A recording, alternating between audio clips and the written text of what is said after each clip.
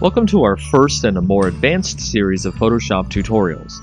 Here we'll talk about some interesting settings and techniques that will get you more acquainted with Photoshop in general. Let's talk about curves. Curves is a setting in Photoshop that allows you to get richer tones and colors in your pictures.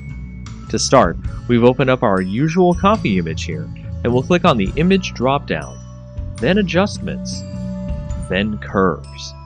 You can also hit Ctrl+M at the same time. Doing this will open the Curves window, which looks like a neat graph chart. In the middle, you should be seeing a line going from the bottom left to the top right. If you want to apply a quick preset which will set the settings for you, you can click the drop-down and change from the default to other settings in the list.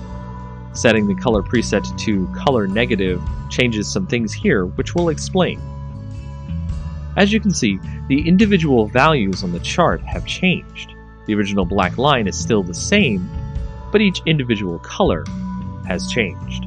This is a permanent way to change the values of the image, but if we wanted to make it something a little less permanent and tweak the settings as we edit our image, we can make a new layer by going to Layer, New Adjustment Layer, and then Curves. This will allow us to have our own layer that we can edit the properties of in the Properties window.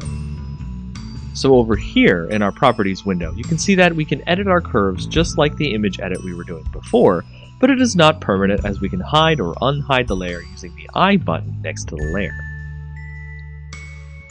So the main thing to take away from curves is reading the histogram and placing points.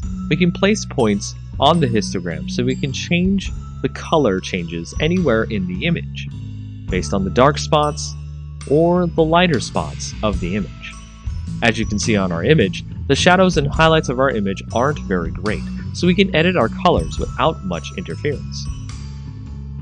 So if we put one point in the middle, one point on the end, and one point on the beginning, we can change the colors and alter them in subtle or more advanced ways.